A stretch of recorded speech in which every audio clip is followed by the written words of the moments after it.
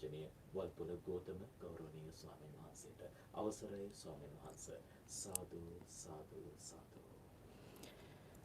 සමන්ත චක්කවාලේසු අත්‍රා ගච්ඡන්තු දේවතා සද්ධම්මං මුනි රාජස්ස සුනන්තු සග්ග මොක්ඛදං ධම්මස්සවන කාලෝ අයං භදන්තා ධම්මස්සවන කාලෝ අයං භදන්තා ධම්මස්සවන කාලෝ අයං භදන්තා. නමෝ තස්ස භගවතෝ අරහතෝ සම්මා සම්බුද්දස්ස නමෝ තස්ස භගවතෝ අරහතෝ සම්මා සම්බුද්දස්ස නමෝ තස්ස භගවතෝ අරහතෝ සම්මා සම්බුද්දස්ස. සාදු සාදු. ගරුතර මහා සංඝරත්නයන් අවසරයි. ශ්‍රද්ධාවන්ත පින්වත්නි, අද සෙනසුරාදා සිත්නෙත අසපුවේ පළවෙනි පැයට නියමිත උතුම් ධර්මානුශාසනාවට ඊටාම ගෞරවයෙන් දායකත්වයෙන් එකතු වෙනවා ගැටහැත්ත දෙවුරුම්පෙටිය රාජ්‍ය සේවක ගම්මානයේ අංක 9B නිවසේ පදිංචි HAVP නවරත්න මණිකේ පින්වත් මහත්මිය ඇතුළු ඒ පවුලේ පින්වන්ත දූදරු පිරිස විසින් ඉතින් ඇත්තෝ හැම දෙනාගේම සත් ප්‍රාර්ථනා සඵල වෙන්නට කියලා මෙත් සිතින් අපි ආශිර්වාද කරනවා, සෙත් ප්‍රාර්ථනා කරනවා. පින්වත්නි, ඔබ හැම දිනාටමත් යහපතක්, සැපතක්, ශාන්තියක්, සැනසෙල්ලක්ම වේවා කියලා අපි ආශිර්වාද කරනවා.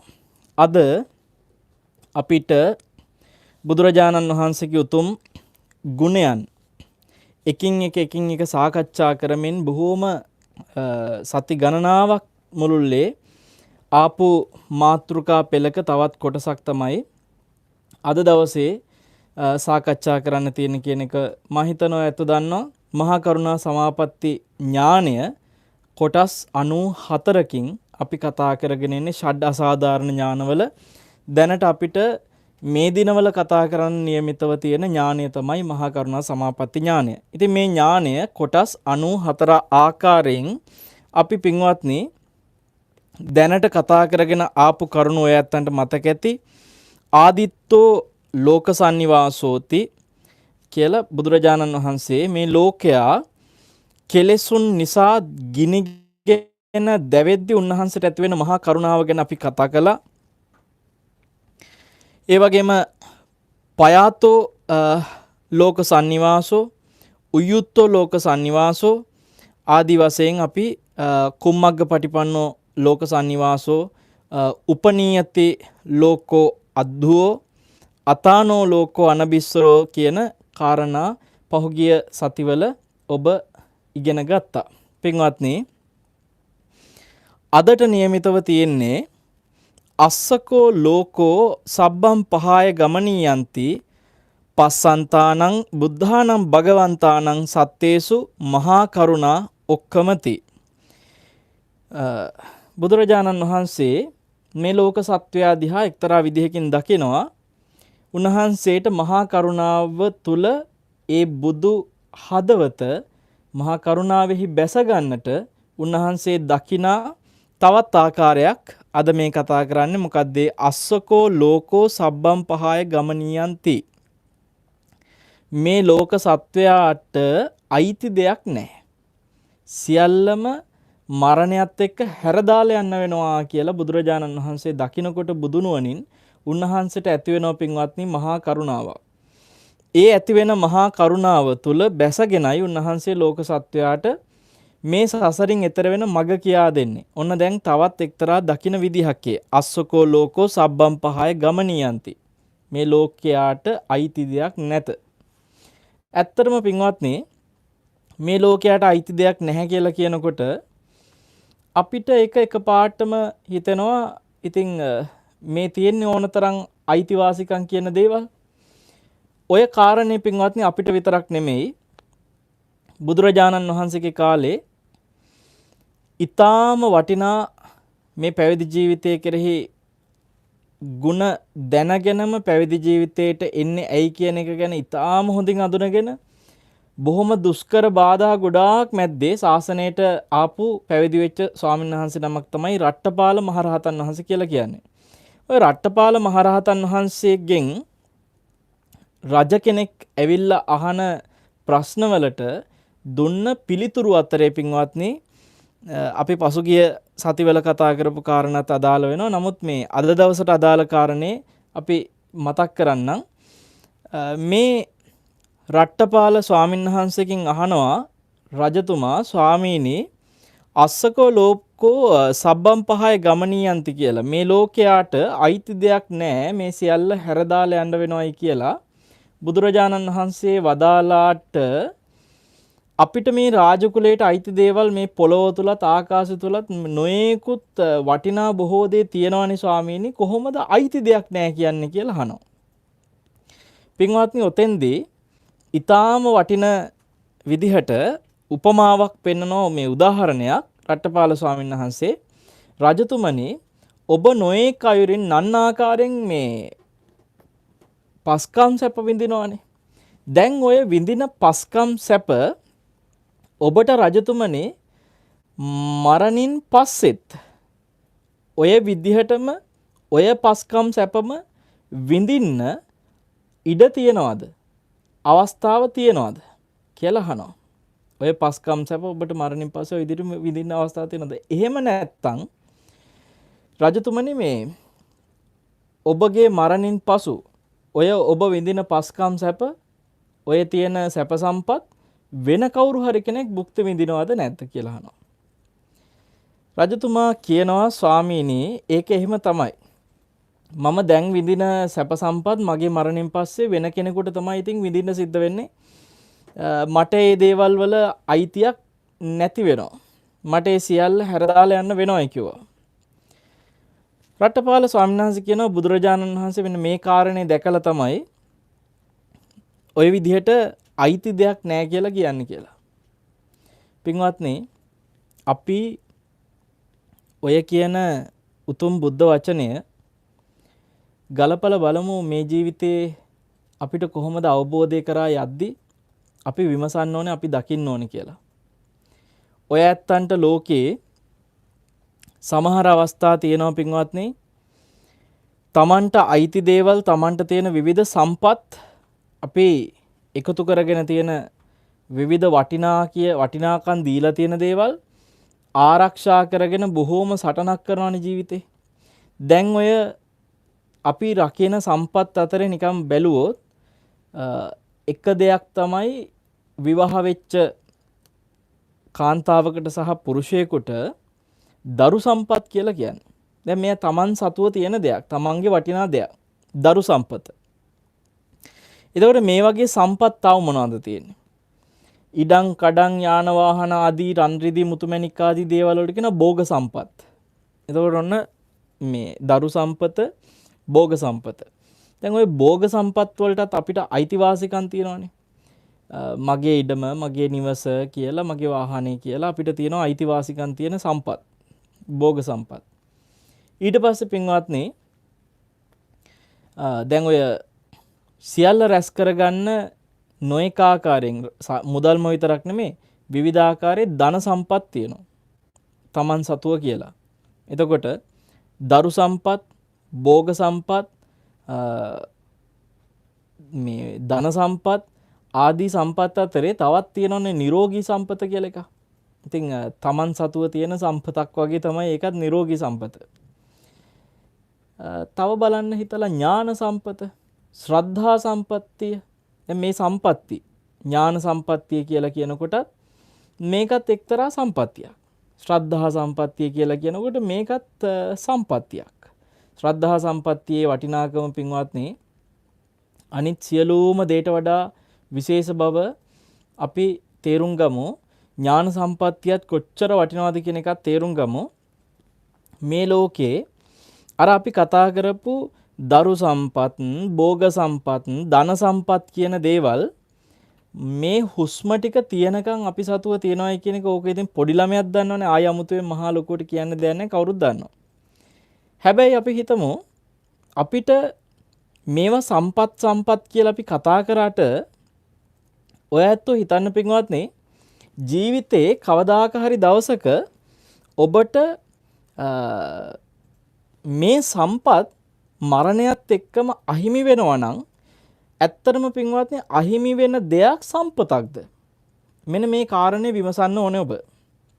ඒ කියන්නේ සාමාන්‍යයෙන් අපිට මොන හරි දෙයක් ලැබුණා, අපි හිතමු තෑග්ගක් ලැබුණා.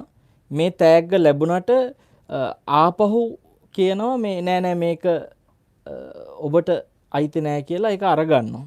අපිට දුන්න දෙයක් ආයි ගන්නවා. ඒතර පින්වත්නි දුන්න දෙයක් ආපහු ගත්තොත් අපිට ලැබිච්ච දෙයක් හැටියට ඒක කතා කරන්න බෑනේ. ඒක අපිට නොලැබීමක් හා සමානයි. මේ ලෝකේ යම්කිසි සම්පත්තියක් කියලා කියන්නේ අපිට තියෙන දෙයක්, සතු දෙයක්. හැබැයි ඒ සම්පත්තිය අපිට අහිමි වෙනවා නම් ඒක සම්පත්තියක් නෙමෙයි විපත්තියක් පින්වත්නි. එතකොට අහිමි වෙන කිසිම දෙයක් හිමි නොවුනා හා සමානයි කියන තර්කයෙන් හිතන්න වෙනවා. අපිට යමක් අහිමි වුණා නම් ඇත්තට මේක හිමි වුණේ නෑ හා සමානයි. මොකද අහිමිනේ. එහෙනම් පින්වත්නි මේ මරණය කියන සාධකයට යටත් වෙනවා නම් ඔය කියන දරු සම්පත්තිය හෝ වේවා භෝග සම්පත්තිය හෝ වේවා මේ සියලු සම්පatti අහිමි වෙනවා කියන තැන. එහෙනම් ඒ ඔක්කොම සම්පatti විපත්ති බවට පත් වෙනවා නම් මරණයත් එක්ක. එතකොට අපිට හිතන්න වෙනවා පින්වත්නි මේවා ලැබුණේ නැහැ හා සමානයි. මේ හැම දෙයක්ම බුදුරජාණන් වහන්සේගේ ධර්මයේ දන්න ශ්‍රාවකයා විමසලා බලනකොට මේ ලැබිලා තියෙන කිසිම දෙයක් ඇත්තටම මට අයිතිද? දැන් මම මේ කාරණාව එක්තරා ව්‍යාපාරික මහත්තයෙකුට දවසක් සිහිපත් කළා. ඒ ව්‍යාපාරික මහත්තයා මේ අපි හිතවත් මහත්තයෙක්. එතුමාට එක පුතෙක් ඉන්නවා. මේ මහත්තයාට ගොඩක් ව්‍යාපාර තියෙනවා. වාහන බොහෝ තියෙනවා. සේවකයෝ බොහෝ ඉන්නවා. නිවසට ඇතුල් වෙනකොට උනත් මුරකරුවන් ඉන්නවා. බොහොම ආරක්ෂා සහිතව ඉන්නේ. මං එතුමාට කිව්වා ඔබතුමා යම් කිසි දවසක මේ ජීවිතය අත්හරිනවනේ. ඒ අත්හරින දාට ඔය ඔබතුමාට තියෙන සියලු සම්පත් අහිමි වෙනවා මේ මරණෙත් එක්ක. කවදා හරි දවසක. හැබැයි අපි හිත හදාගත්තොත් නෑ මට ඊළඟ ජීවිතේට ආයෙ මනුස්ස ලෝකෙට එන්න පුළුවන් කියලා හිතලා සුගතියක එන්න පින තියෙන කෙනෙක් අපි හිතමුකෝ ආයෙ ආවා කියලා මනුස්ස ලෝකෙට. දැන් එතකොට මනුස්ස ලෝකෙට ආපහු ඔබතුමා ආවොත්ින් මං ඇහුවා එහෙම වුණොත් ඔබතුමා හිතන්න ඔය නිවසේම උපදිනවයි කියලා කියන්න බෑනේ. කොහේ හරි ගෙදරක ඔබතුමා උපදිනවා. එක්කෝ අපි හිතමු දැන් ඔබතුමා මේ කොළඹ ජීවත් වුණාට ඊළඟ ජීවිතේ උපදිනවා මාතර පැත්තේ කොහේ හරි එක්කෝ මේ උඩහ පැත්තක කොහේ හරි තැනක ගෙදරක උපදිනවා. අපි හිතමුකෝ මාතර උදාහරණයකට අරගෙන. මාතර පවුලක උපදිනවා. දැන් පුංචි කාලෙම තේරෙන වයසේදීම කතා කරන්න පුළුවන් වෙනකොට මාතර ඉන්න මේ පුංචි දරුවා කොළඹ ව්‍යාපාර ගැන විවිධ විස්තර කතා කරන්න පටන් ගන්නවා. එයාගේ කොළඹ කලින් ජීවිතයේ ආගිය තොරතුරු, එයාට හිටපු දරුවෝ ගැන, සේවකයෝ ගැන, යාන වාහන ගැන, එයා කරපු රැකියාව, ඒ ව්‍යාපාර ගැන මෙයා දැන් කතා කරන්න පටන් ගන්න මේ චූටි දරුවා. මම මෙහෙම හිටියේ කියලා. ඒ කියන්නේ පෙර ජීවිතේ කියන්න පටන් ගන්න මේ පුංචි දරුවා.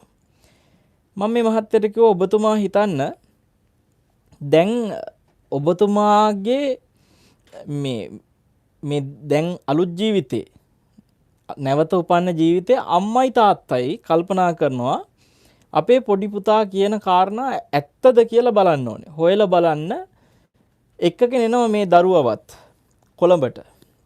දැන් අර ගෙදර ගැන කියන හෝඩුවා ඔස්සේ චුට්ටක් දැන් දරුවටත් තේරෙන වයස තියෙන්නේ. ඒ හෝඩුවා ඔස්සේ මේ ඉස්සලම යනවා අපි කියමු කාර්යාලයට, ඔෆිස් එකට. දැන් මෙතන තමයි මගේ ඔෆිස් එක තිබ්බේ කියලා කියන තැනට යනවා.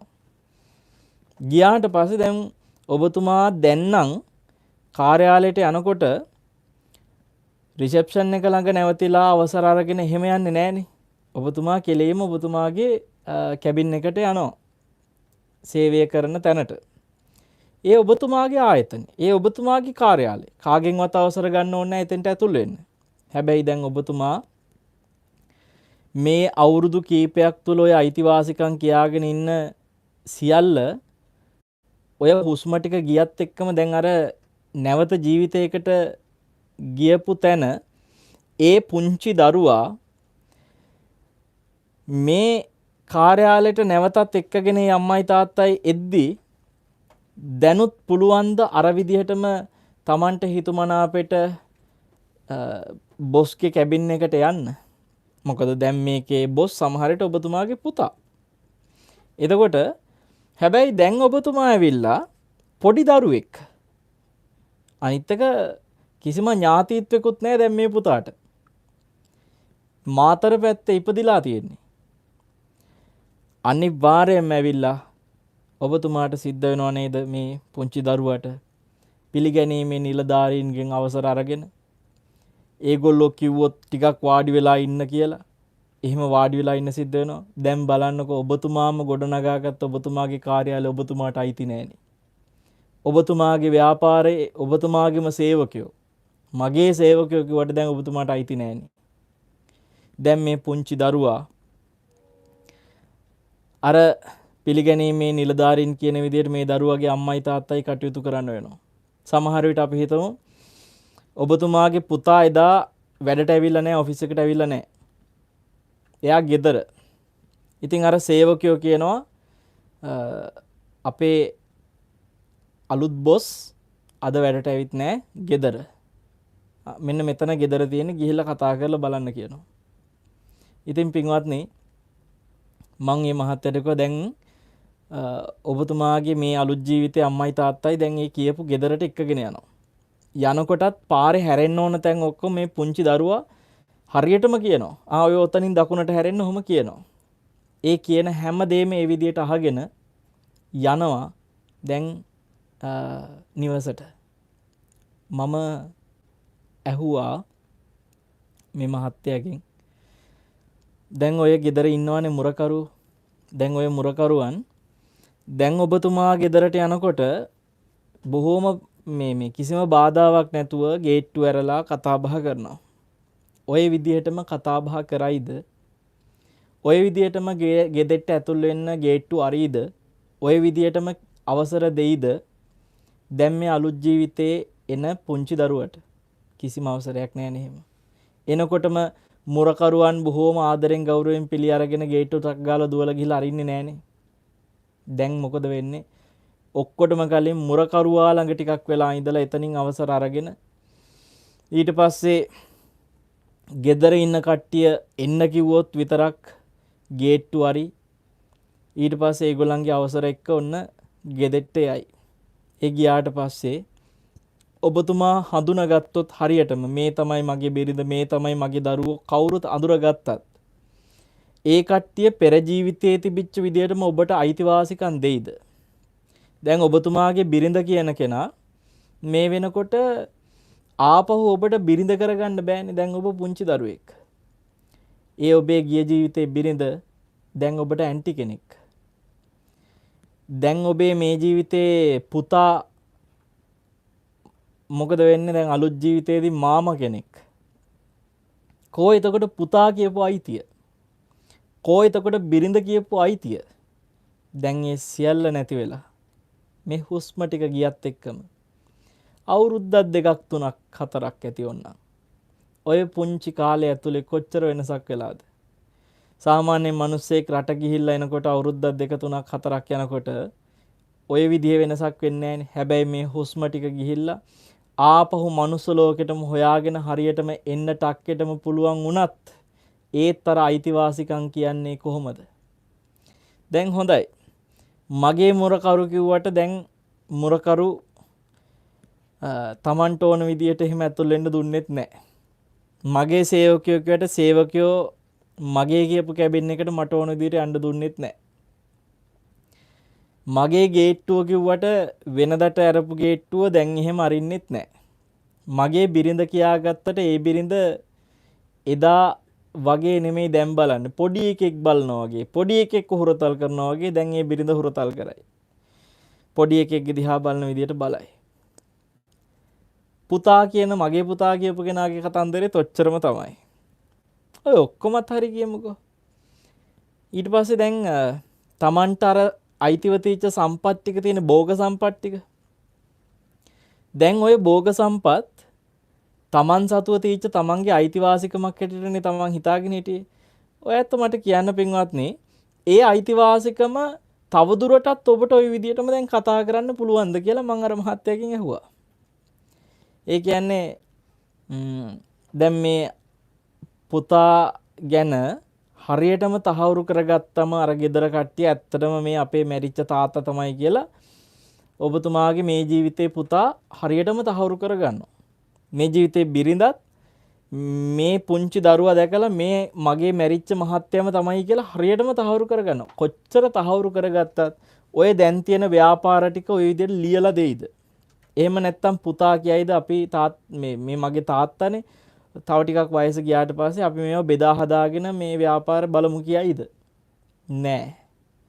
ඔන්නන් ටිකක් මොනවා හරි ඉගෙන ගන්න උදව් කරයි මොන හරි කරයි. හැබැයි ඒ කරන්නේ ඉතින් ඔය සාමාන්‍යයෙන් වෙන අසරණ කෙනෙකුට උදව් කරනවා වගේ උදව් කරයි. ජීවිතේ යම් කාලයක්. හැබැයි උස්මහත් වෙනකොට එහෙම මේ ව්‍යාපාර කොටසක් ආයි මෙයාටත් ලියලා දෙන්න ඕනේ කියන උවමනාවක් කවදාකවත් එන්නේ නැහැ.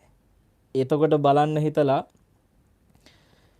මේ හුස්ම ටික ගිහිල්ලා අවුරුදු 4කින් 5කින් එනකොට ඔච්චර වෙනසක් වෙනවා නම් පින්වත්නි, මේ Taman සතුව තියෙන සියලු භෝග සම්පත් ඔය ඕකනන් තත්වේ ඔබ හිතන්නකෝ ඇත්තටම මොනවද අපිට අයිති? අස්සකෝ ලෝකෝ සබ්බම් පහය ගමනියන්. මේ යන ගමනේදී සියල්ල අත්හැරලා දාලා යන වෙන හින්දා මේවා අපිට කිසිම අයිතියක් නැහැ කියන එක සහතික ඇත්තනේ. බුදුරජාණන් වහන්සේට මෙන්න මේ ස්වභාවයේ ලෝක සත්‍යය තුළ දකිනකොට උන්වහන්සේට මහා කරුණාව ඇති වෙනවා. ඇත්තටම මහා කරුණාව ඇති වෙනවා ඇති මේ ලෝකයා විවිධ දේ Taman සතුයි කියලා ඒ වෙනුවෙන් කොච්චර ගහමරා ගන්නවද, මොනතරම් ජීවිතේ සටන් කරනවද? අපි ඇත්තටම බැලුවොත් අපි සතුව තියෙන දේවල් රැක ගන්න සහ ඒව පවත්ව ගන්න ජීවිතේම කැප කරනවා. සමහර වෙලාවට තමන්ගේ කය ඉඳලා, කයත් අපිට අයිති කියලා අපි කතා කරන්නේ. තමන්ගේ ශරීරය, තමන් ජීවත් වෙන අනිකුත් සියලු පරිසරය ඔක්කොම වෙනුවෙන් අපි ජීවිතේ කැප කරනවා. ඔබ කියන්න පින්වත්නි, ඔබ රස්සාවක් කළෙත් ඒකට නෙමෙයිද? මේ කියන්නේ දැන් රටපාල ස්වාමීන් වහන්සේ නම් මේව තේරුම් අරගෙන මහාන වුණා. හැබැයි ඔය ඇත්තෝ අඩුතරමේ මේක තේරුම් අරගෙන ඉන්න ඕනේ. අපිට අයිතිද කියලා තමන්ගේ අයිතිවාසිකම ගැන චුට්ටක් හිතන්න. මේ බුදු ගුණයක් කතා කරන්නේ. බුදුරජාණන් වහන්සේට මහා කරුණාව ඇති වෙන්න හේතු වුණ ආකාරය මේ කතා කරන්නේ.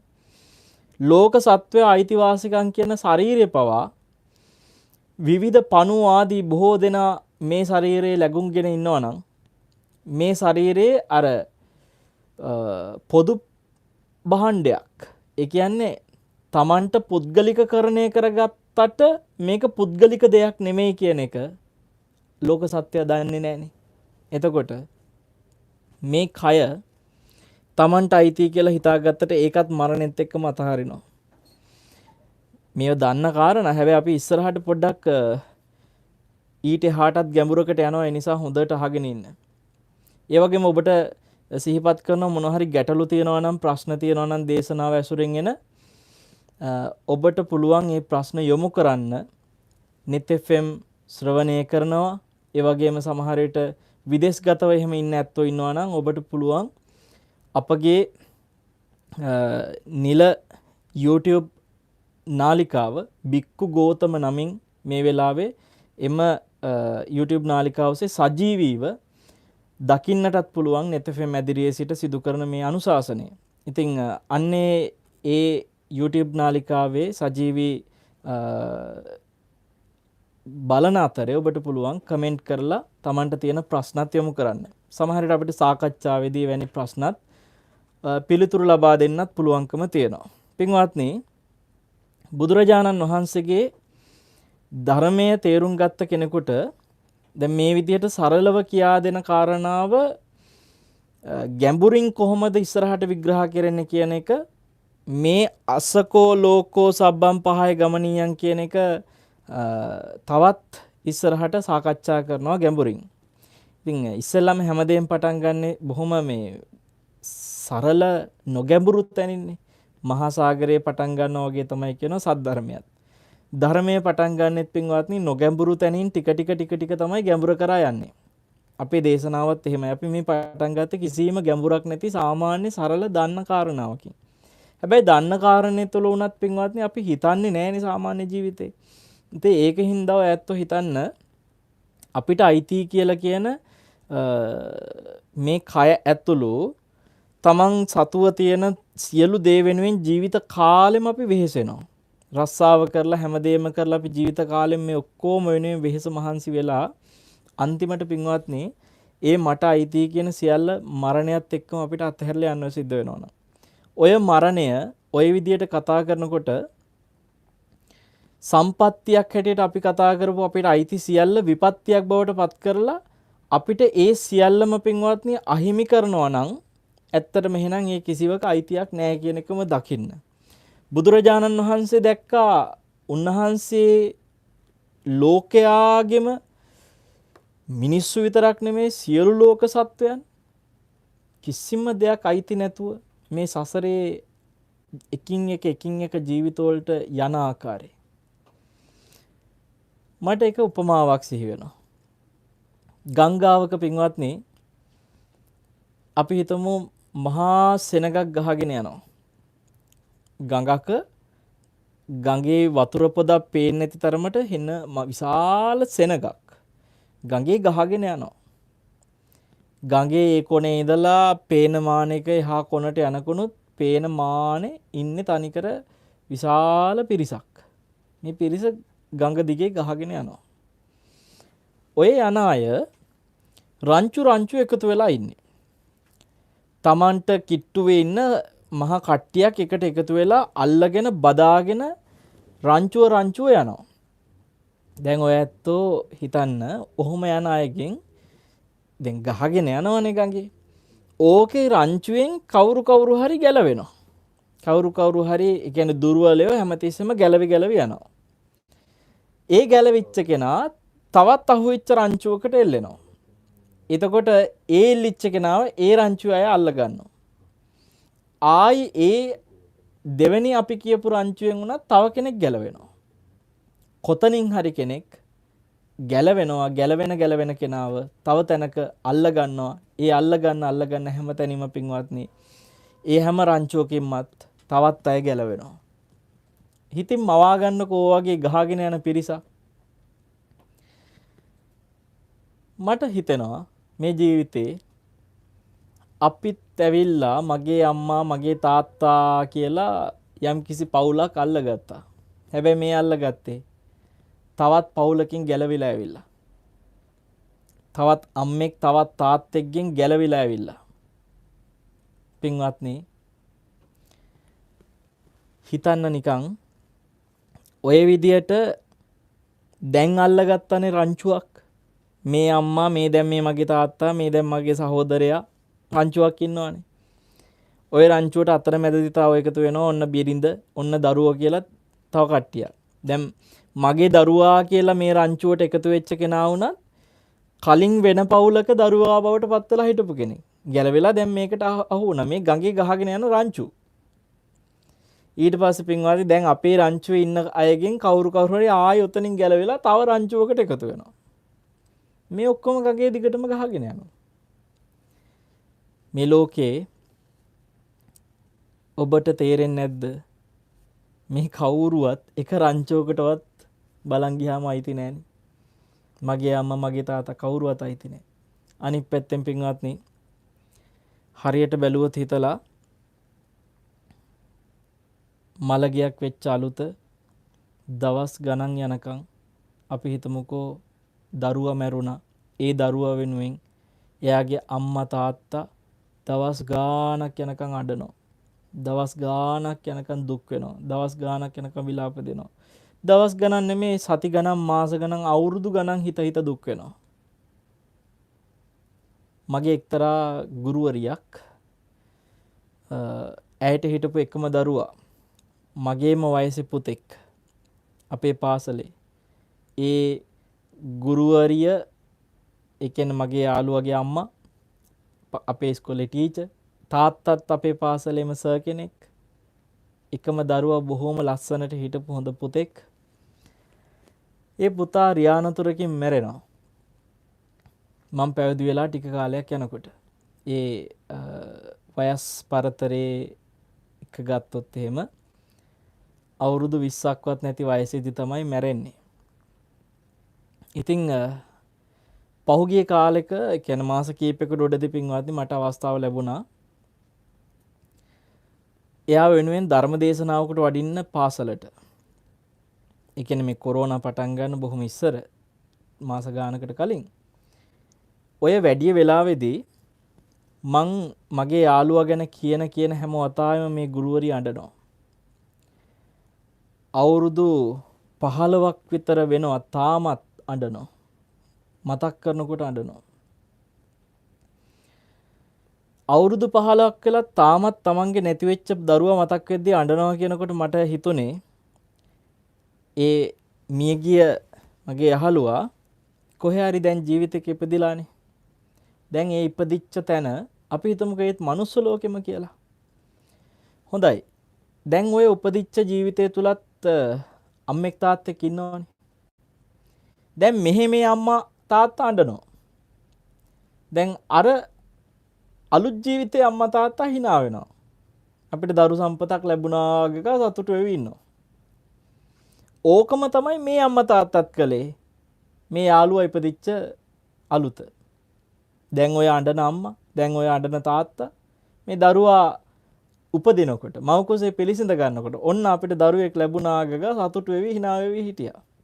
හැබැයි මේ අම්මා දන්නේ මේ තාත්තා දන්නේ මගේ ඒ යාළුවා එදා ඒ මේ ටීචර්ගේ මව කුසට එනකොට ඔවුන් සතුටුනාට තවත් කොහේ හරි ආත්මික අම්මෙක් තාත්තෙක් සමහරට අඬ ඉන්නේ නැති වියෝව ගැන හිතලා. දැන් හරියට බැලුවට පස්සේ මැරුණාට පස්සේ දුක් වෙන එක මගේ යාළුවා දන්නෙත් නැහැ. ඒ කියන්නේ අපි හිතමු මගේ යාළුවාගේ ගියාත්මේ මගේ යාළුවාගේ මේ ජීවිතේ ඒ මගේ යාළුවාගේ ලබනාත්මේ තුනම ගැන අරගෙන කතා කරොත් මගේ යාළුවාගේ ගියාත්මේ අතහැරලා මේ ජීවිතේ මේ ගුරුවරියගේ කුසට එනකොට මේ පැත්තෙන් ගුරුවරිය සතුටු වෙනවා. දැන් අම්මා අර පැත්තෙන් ගියාත්මේ අම්මා දුක් වෙනවා. මේක අපි මනුස්ස ලෝකෙම ගත්තට මේක විවිධ ලෝකවලට අනුව වෙනස් වෙනවා. සමහරලාට දුගති ලෝක, තිරිසංගත ලෝකද මොනවද කියලා කියන්න බෑ. අපි මේ උදාහරණයකට මොකද මගේ යාළුවෙකුත් උදාහරණයක් ඔතන ගත්ත නිසා මම තුනම මනුස්ස ජීවිත හැටියට කතා කරේ.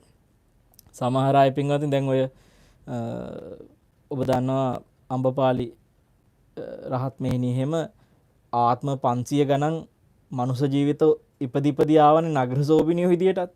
ඒ වගේ විවිධ ආත්මවල මනුස්ස ජීවිතේ 100 ගණන් 500 ගණන් එක දිගට යන මහා පුණ්‍ය විපාක දීමුත් තියෙනවා. ඒ නිසා අපි මෙතන ගත්ත උදාහරණයට අනුව මගේ යාළුවාගේ ගිය ජීවිතෙත් මනුස්ස ලෝකේ, මේ ජීවිතෙත් මගේ යාළුවා හැටියට ඒත් මනුස්ස ලෝකේ, ලබනාත්මෙත් මනුස්ස ලෝකේ කියන තුනේ අපි කතා කරොත් මේ තුන තුල පොඩ්ඩක් අවබෝධය ඇති කරගන්න මේ කියන දේ ගැන.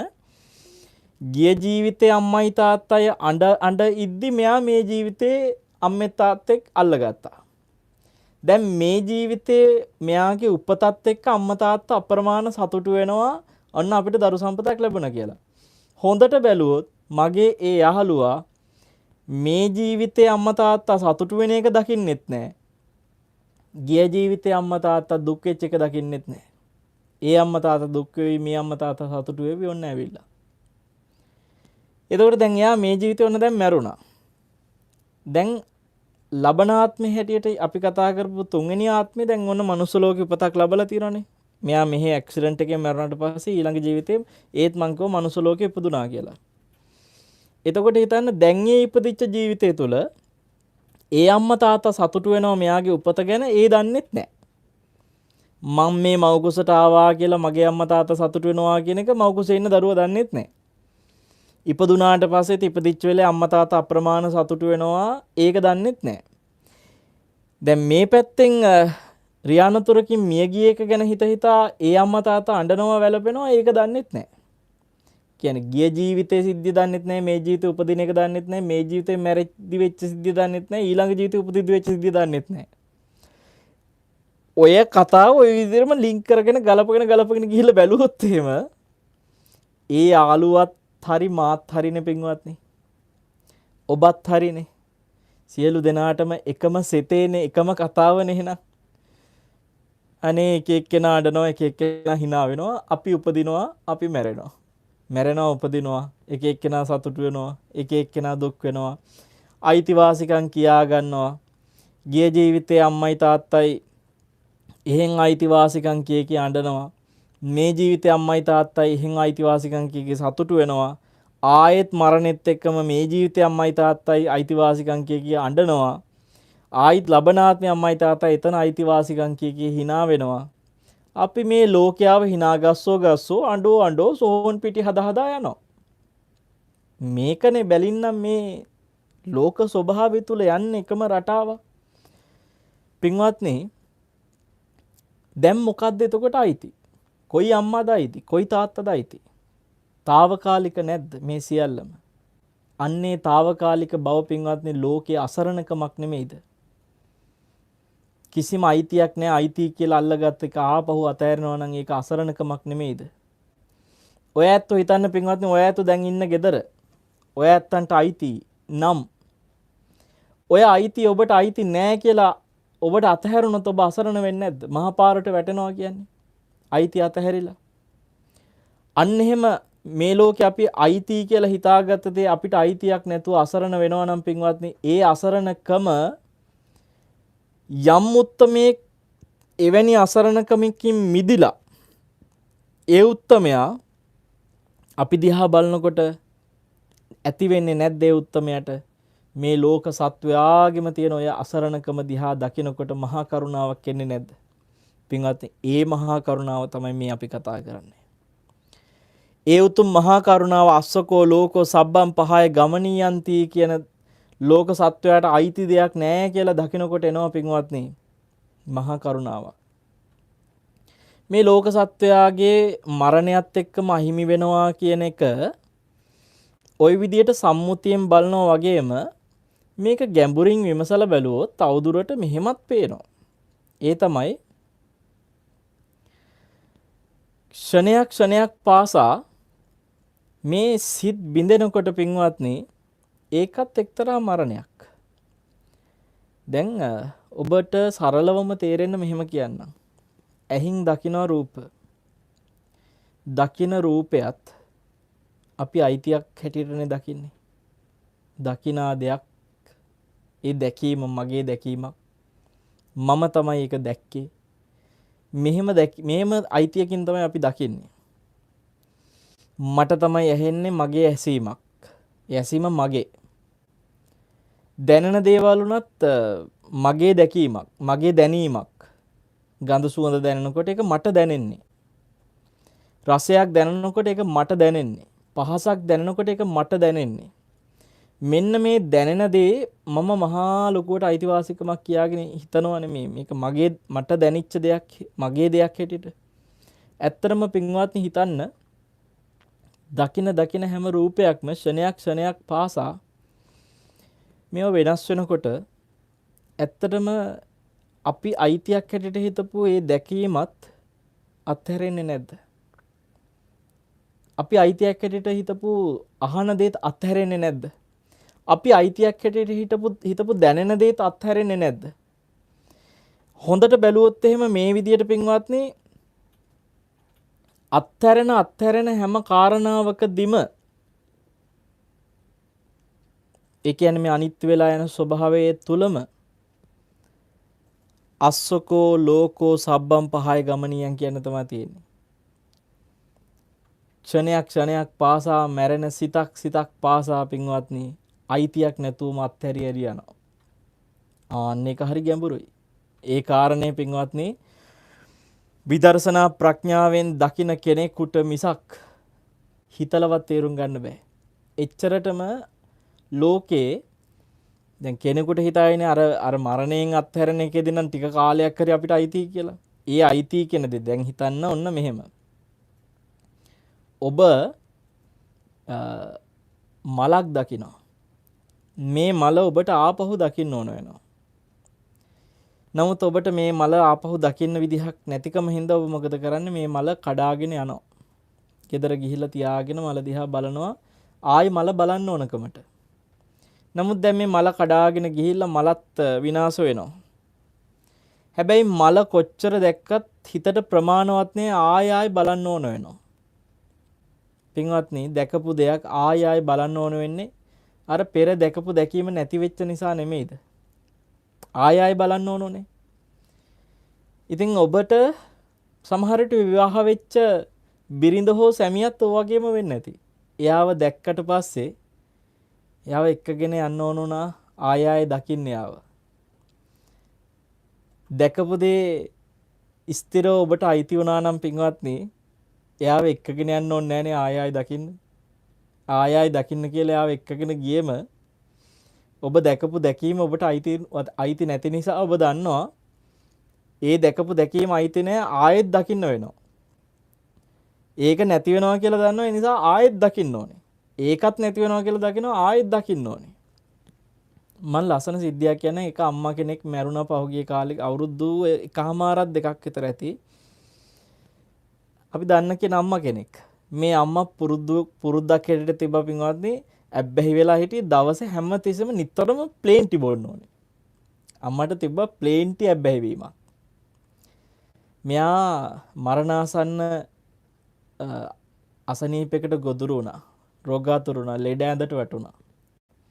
දුවත් ડોක්ටර්, පුතත් ડોක්ටර්. අන්තිමේදී මේ වෛද්‍යවරු, ඒ කියන්නේ මේ අම්මව බලපු වෛද්‍යවරු සහ තමන්ගේ දරුවෝ දෙන්න, මේ හැම වෛද්‍යවරයෙක්ම තීරණය කරනවා අම්මට දිය යුතු ආහාර පාන මොනවද, නොදිය යුතු ආහාර පාන මොනවද කියලා. අම්මට තේ දෙන එකත් නවත්තලා දැන් ප්ලේන් ටි දෙන්න බෑ. බටක් දාලා බොහොම අමාරුවෙන් මේ අම්මා ඉන්නේ. පින්වත්නි, බලන්න මේ සංසාරේ හරි අසරණයි කියන එක දැනුණා මට ඒ සිද්ධියත් එක්ක. මේ අම්මා ප්ලේන් ටි ඉල්ලලා අඬනවා. එයාට දැන් ප්ලේන් ටි ඕනෙමලු. ඉතින් දැන් වෛද්‍යවරුන්ගේ තීරණය තමයි දෙන්න බෑ. ඊට පස්සේ මේ අම්මගේ අර බලකිරීම නිසා, මේ අම්මගේ හිතේ තියෙන දැඩි වමනාව නිසා වෙන කරන්න දෙයක් නැතිකමට ප්ලේන් ටි එකක පින්වත්නි හැන්ද ඔබලා අර අම්මගේ දිවේ ගානවා. ඉතින් මේ අම්මා දිවේ ගෑවිච්ච එකෙන් සතුටු වෙනවා, ජීවිතේ මහා මෙරක් මහා දෙයක් ලැබුණා වගේ. ඔය සතුට පින්වත්නි ඒ අම්මට වෙනදා බොන ප්ලේන් ටි එක වගේම ගන්න බෑ. හේතුව එයා දන්නවා මේ දිවේ ගෑවිච්ච ටිකක් විතරයි. හැන්ද දිවේ චුට්ටක් ගෑව විතර අනේ මට වෙනදා වගේ ප්ලේන් ටි බොන්න නෑනේ කියලා මේ අම්මා කොච්චර පින්වත්නි දුක් වෙනවද. දැන් මේ ප්ලේන් ටි උපාදාන නිසා සමහරට මෙයාට ප්ලේන් ටි දෙන්නේ නැති අය ගැන මෙයාට ගැටීමකුත් ඇති. එක පැත්තකින් ප්ලේන් ටි රැලීමක්, අනිත් පැත්තෙන් නොදෙන අය ගැන ගැටීමක්. දැන් මේ මැරෙන කිට්ටුව ඕවද ජීවිතේට අවශ්‍ය වෙන්නේ. මේකද දැන් සුගතියට පිළිසරණ. ප්ලේන් ටියක් නිසා පින්වත්නි සුගතිය උනත් නැති කරගන්න පුළුවන්. අපි හිතාගෙන හිටිය ඔය වගේ අහිංසකව ඇබ්බැහි වෙලා ප්ලේන් ටියක් දවසෙත් ඉඳලා හිටලා පුළුවන් හිතනලාට ඔහොම බොන්න පුරුදුනහම ඕක එච්චර දෙයක් ඈ. ඕක ඉතින් අහිංසක ඌමනාවක්, කාටවත් කිසි කරදරයක් කරන එකක් ඈ. අපි එහෙමනේ හිතන්නේ. මමත් දන්නේ එක්තරා ස්වාමීන් වහන්සේ නමක් ඉන්න, උන්වහන්සේ ඔය වගේ ඇබ්බැහි වෙලා තියෙනවා අසමෝදගම් බොන්න. ඒ කියන්නේ හාමුදුරුවන්ට දානේ වළඳන්නවත් බෑ අසමෝදගම් නැතුව. අසමෝදගම් ටිකක් හරි බොන්න ඕනේ, වළඳන්න ඕනේ, දානේ ටික වළඳන්නත්. උන්වහන්සේට මම ඔය අම්මයි කතාව කිව්වා, අන්තිමට වහන්සේ අපවත් වෙන දවසක අසමෝදගම් හොය ඉඳී කියලා. දැන් ප්ලේන් ටිය නම් කොහෙන් හරි ටක් ගාලා හොයා ගන්න පුළුවන්, දිවේ ගාලා හරි ගන්න. අසමෝදගම් ওই විදිහට ලේසියෙන් හොයා ගන්නත් බෑනේ. එතකොට පින්වත්නි මේ අම්මා මේ පීඩණයෙන් මැරෙන වෙලාවේ මතක් වුණා නම් ඒ අම්මගේ උපත කොහේ සකස් වෙයිද? ඉතින් මාර ස්වාමීන් වහන්සේටත් කිව්වා මොනම දෙයකටවත් ওই විදිහට දැඩි උපාදාන හිතට හදාගන්න එපා කියලා. මහ දුකක්නේ. මේ ජීවිතේ බලන්න මැරෙන වෙලාවෙත් මහ පීඩනයක්. ලැබුණ නැති වුණත් පීඩනයක්. එතකොට දැන් මේ රසයක් වුණත් ඇබ්බැහි වෙලා ආය ආය හොයන්නෙම පෙර විඳපු රසය අනිත්‍ය වෙච්ච නිසා නෙමෙයිද? පෙර විඳ රසය අනිත්‍ය වුණ නිසා ආය ආයෙත් ඒ රසය අත්දකින්න ඕන වෙන්නේ පින්වත්නි. බලන් ගියාම අයිතියක් නැති හින්දානේ. ඒ කියන්නේ මම රස වින්දා කියලා විඳින රසය Tamanට අයිති නැති නිසා, ඒක නිරුද්ධ වෙච්ච නිසා, ඒ රසය අනිත්‍ය වෙච්ච නිසා ආය ආයෙත් ඒ රසය විඳින්න ඕනේ. විඳ ඉන්නවා. පින්වත්නි බලන් ගියාම ඔන්න ඔය වගේ අසරණකම් ලෝකේ ලෝක සත්‍යය තුළ තියෙන ස්වභාවය ලෝක සත්‍යයවත් දන්නේ නැහැ. Tamanට අයිතියක් නැති බව, පේන රූපේ Tamanට අයිති නැති බව, ඇහෙන ශබ්ද Tamanට අයිති නැති බව, දැනෙන ගඳ සුවඳ, දැනෙන රසය, දැනෙන පහස, මේ කිසි දෙයක් Tamanට අයිති නැති බව, මේවා අහන දකින පේන විඳින කෙනාවත් දන්නේ නැහැ. හැබැයි බුදුරජාණන් වහන්සේ දන්නවා. උන්වහන්සේ මේ ලෝක සත්‍යය දිහා මොන විදිහක මහා කරුණාවෙන් බැලුවද කියලා ඇත්ත හිතන්නේ. දැන් මේ ලෝකයේ ඇත්ත తත්වය තේරුම් ගන්න බැරි ලෝකයා දිහා බලනකොට උන්වහන්සේ නිකන් අර අපි චූටි නොදරුවෙක් දිහා බලන්නේ. උන්වහන්සේට මේ මුළු ලෝක සත්වයාම වගේ නොදරුවෙක් වගේ දැනෙන්න පේන්නේ නැති නේ පින්වත්නි. හිතන්නට බුදුරජාණන් වහන්සේගේ ඔය අනිත්‍ය අනුශාසනා විමසනකොට, දැනෙනකොට, ඇහෙනකොට මට මතක් වුණා එක්තරා මේ මලක්. ඒ කියන්නේ මේ පේන ඇහෙන දකින සියල්ලත් එක්ක ගැළපිලා සිහිපත් වුණා මලක්. මොකක්ද දන්නද මල? මොන කෙහෙල් මලක්ද කියන්නේ? කෙහෙල් මල කියන උපමාවත් එක්ක පින්වත්නි දැන් ඕනම කිසි වැඩකට නැති මේ ලෝකේ වැඩක් නැති දේවල් වලට හැමතිස්සෙම කියන මොන කෙහෙල් මලක්ද? දැන් මේ කෙහෙල් මල කියන එක ඇයි ඔහොම කතා කරන්නේ? ඉතින් ඊට වැඩිය උන්තරම් මල් තියෙනවා. දැන් කෙහෙල් මල නම් එක පැත්තකින් ගුණයක් තියෙනවා. අනිත් පැත්තෙන් කන්න පුළුවන් මොකක් හරි කියනවනේ අපි. කෙහෙල් මල ඇත්තටම අපි කෙහෙල් මල කාලා තියනවද? ඔයත් ජීවිතේ කවදා හරි කෙහෙල් මලක් කාලා තියනවද? නෑනේ. ඒ කන්නේ කෙහෙල් මුවනේ. කෙහෙල් මුව කෑවට, කෙහෙල් මුව ගුණයි කිව්වට කෙහෙල් මලක් කාලා තියෙන්නේ කවදද? මලක් ගත්තම පින්වත්නි බුදුරජාණන් වහන්සේට පූජා කරනවානේ. කෙහෙල් මලෙත් ලස්සන රේණු තියෙනවා, සුවඳකුත් තියෙනවා. ඉතින් ඔහොමවත් සුවඳ නැතිව බුදුරජාණන් වහන්සේට පූජා කරන එකේ කෙහෙල් මලකුත් පූජා කරමුකෝ. බුදුහාඳුරන්ට කෙහෙල් මලක් පූජා කරන්නේ නැත්තේ ඇයි? කවදාකවත් ඔයත් දැකලා නැතද කෙහෙල් මල් පූජා කරනවා? ඇයි පින්වත්නි කෙහෙල් මල් පූජා කරන්නේ නැත්තේ? කෙහෙල් මල දැක්ක කෙනෙක් ඉන්නවද? නෑනේ. කෙහෙල් මලක් පූජා කරන්න බැරි හේතුව කියන්නද? ඔබ හිතන්න මලක් නම් ඒක පිපිලා තියෙන්න ඕනේ. යම් කිසි දැන් රෝස මලකමක රෝස මලේ පෙති ටික එක පෙත්තක් විතරක් පිපිලා ඊටු ටික පොහොට්ටුව නම් අපි ඒකට එක පෙත්තක් පිපුණා කියලා මලක් කියන්නේ නැහනේ. පෙති ටික ඔක්කොම පිපෙන්න ඕනේ. එතකොට තමයි ඒක මලක් වෙන්නේ. නැත්නම් ඒක පොහොට්ටුවක්. හොඳයි පිපෙන මල හැලුනොත් එහෙම අන්තිමට ඉතුරු වෙන්නේ මලක් නෙමෙයි. රෝස මල ඉතුරු දැන් එක පෙත්තක් පිපෙනවා හැලෙනවා. එක්ක පෙත්තක් දෙකක් පිපෙනවා හැලෙනවා. ඔක්කොම ටික කොහොම හැල්ල ගියොත් මලක් ඉතුරු වෙන්නේ නැහනේ අපිට. පින්වත්නි කෙහෙල් මල එහෙම නෙවෙයිද? කෙහෙල් මලේ පිපෙන්න උත්සාහ කර පෙත්තක් පිපෙනවා, පෙත්තක් දෙකක් පිපෙනවා, ඒ ඔක්කොම හැලෙනවා. මෙහෙම පිපෙන එක හැලෙනවා. පිපෙන එක හැලෙනවා. අන්තිමට ඉතුරු වෙච්ච ඇති මලක් නැහැ. ඒ කියන්නේ කෙහෙල් මල කියන එක කවදාකවත් දැක ගන්නවත් බෑ. ඇයි පෙත්තෙන් පෙත්ත පිපි හැලෙනවා. ඉතින් මලක් පිපෙන්නේ නැහැ. හැමදාම පොහොට්ටුව. අන්තිම පෙති ටික වෙනකම්ම පොහොට්ටුව. බලන් ගියාට පස්සේ පින්වත්නි ඇති කෙහෙල් මලක් නැහැනේ. ඉතින් ඒ නිසාම දෝ මන් දන්නේ මේ ලෝකේ වැඩක් නැති ඒවට කියන මොන කෙහෙල් මලක්ද කියලා කියනවා. ඉතින් ඔය උපමාව හොඳටම ගැලපෙන්නේ මේ ඇහැ කන නාසය දිවකය මනසින් දකිනා අසනා දැනෙනා මේ ආදී අරමුණු සියල්ලම පින්වත්නි බලන් ගියාම මහ කෙහෙල් මලක් වගේ. ඇයි? දකිනා රූපේ හැලෙනවා. අහන ශබ්ද හැලෙනවා. දැනෙන ගන්ධ සුවඳ හැලෙනවා. දැනෙන රසය හැලෙනවා. දැනෙන පහස හැලෙනවා. දැනෙන අරමුණ පාස හැලෙනවා. මේවා හැලෙනවා ඉවරයක් නැහැ. මේ ඔක්කොම අනිත්‍ය හැලෙනවා. ඒ හැලිල්ලත් එක්ක බලන් ගියාම ඇති දෙයක්වත් නැහැ වගේ. ඉතින් අයිතියක් කොයින්ද? දැකපු දැකිල්ලකුත් නැහැ බලන් ගියාම, අහපු ඇහිල්ලකුත් නැහැ බලන් ගියාම හැලිලානේ. ඉතින් අයිති නැහැ. ওই රූපේ ඔබට අයිති නැහැ. ඔය ඇහැ ඔබට අයිති නැහැ. බුදුරජාණන් වහන්සේ වදාළේ ඒකයි. පජහත අතහරින්නකෝ ඒ නිසා ඔකට තියෙන ඇල්ම. මේ දැනෙන ගඳ සුවඳ අයිති නැහැ කිව්වා. මේ නාසය අයිති නැහැ කිව්වා. මේ දිව අයිති නැහැ කිව්වා. මේ රසය අයිති නැහැ කිව්වා. මේ කය අයිති නැහැ කිව්වා. මේ පහස අයිති නැහැ කිව්වා. මේ මනස අයිති නැහැ කිව්වා. මේ අරමුණු අයිති නැහැ කිව්වා. මේ ඔක්කොම අතහරින්න කිව්වා පජහත කිව්වා. අතහරින්න කියන්නේ මේ ඇහැ ගලවලා අයින් කරන්න කියන එක නෙමෙයි ඒ කෙරෙහි තියෙන තෘෂ්ණාව අතහරින්න කිව්වා. ඇයි අයිති නැහැ? අයිති නැති දෙයකට තෘෂ්ණාවක් මොකද්ද? ඔකට ලස්සන උපමාවක් තියෙනවා පින්වත්නි. කාන්තාව ටිකක් දර කඩන්න ඇවිල්ලා ජේතවනාරාමෙට බුදුරජාණන් වහන්සේ සංඝයාට පෙන්වනවා මහණෙනි අන්න කට්ටියක් ඇවිල්ලා දර කඩනවා කියලා ගිහිල්ලා එලවන්න කිව්වේ නෑ.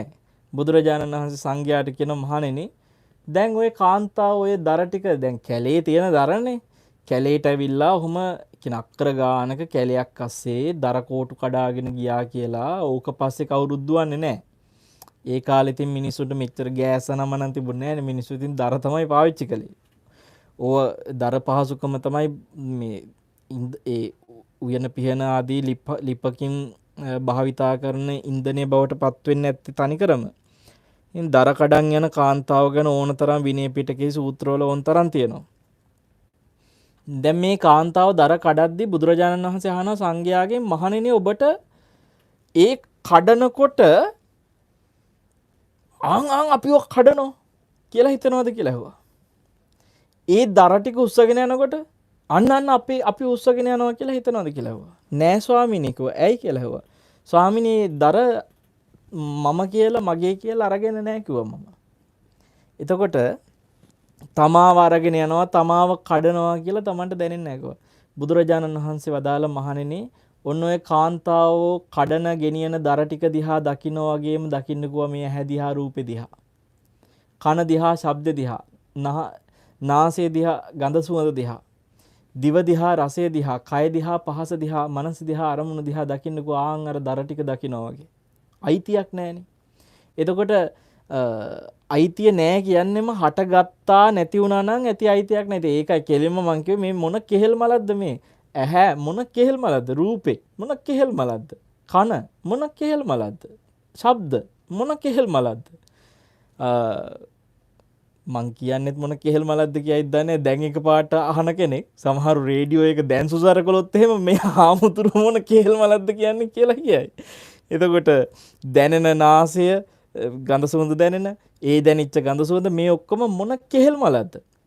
එතකොට දැනෙන රස පහස මේ මොන කෙහෙල් මලක්ද කියන්න තමයි තියෙන්නේ. ඇයි ඉතින් දැනෙන එක අත්හැරෙනවා. ඉතින් අත්හැරෙන එකක්වත් තියාගන්න බෑ. ඒකනේ අර අම්මට එක ප්ලේන් ටිකක් ඇතිනේ. ඉතින් ජීවිත කාලෙම අත්හැරෙන්නේ නැතුව තිබුණා නම් රස විඳ ඉන්න. නෑ ආයෙත් ඉන්නවා ප්ලේන් ටි. ඒ මොකද රස විඳ දේ අත්හැරෙනවා අනිත්‍ය නිසා පින්වත්නි. ආරම්මන අනිත්‍ය නිසා. ඒ විඳපු සියල්ල ඒ ස්පර්ශ සියල්ල අනිත්‍ය නිසා ඒ වේදනා ඒ සංඥා සියල්ල අනිත්‍ය නිසා මේ අම්මා හොයනවා ආපහු අරවා.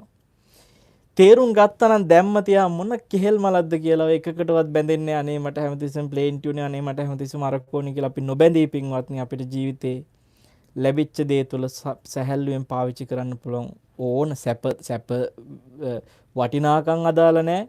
වටින දේද නොවටින දේද ඕන දෙයක් පින්වත්නි නොබැඳී අත්හැරුණත් එකයි තිබ්බත් එකයි සියල්ලේ තියෙන අර අස්සකෝ ලෝකෝ සබ්බම් පහය ගමනියන් කියන ස්වභාවය දැකලා ඇසුරු කරන්න පුළුවන් නම් බුදුරජාණන් වහන්සේ අපි කෙරෙහි පින්වත්නි ඒ අපිට අයිති නැති බව දැකලා අපි කෙරෙහි මහා කරුණාවෙන්මයි පින්වත්නි ওই ධර්මයේ කියා දුන්නේ. ඉතින් ඔබ හැම දිනාටම ආශිර්වාද කරනවා මේ බුද්ධ ශාසනය තුලම මේ ධර්මය අවබෝධ කරගන්නට කටයුතු කරන්න.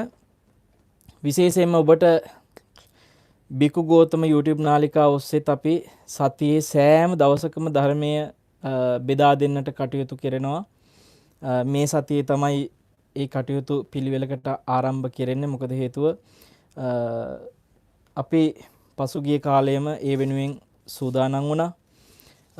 බොහෝ දෙනා ප්‍රශ්න යොමු කරනවා. ඒ ප්‍රශ්න වලට අපි පිළිතුරු ලබා දෙන්න බව ඔබට මතක් කළා. හෙට සිට බලාපොරොත්තු වෙන්න. ජීවිතේ ගැඹුරින් විමසන්න. අභිධර්මයේ කෙරෙහිත් සරල අවබෝධයක් ඇති කරගන්න. අර්ථය පිණිස ජීවිතේ විමසීම පිණිස පින්වත්නි ඔබට බිකු ගෝතම කියන YouTube නාලිකාව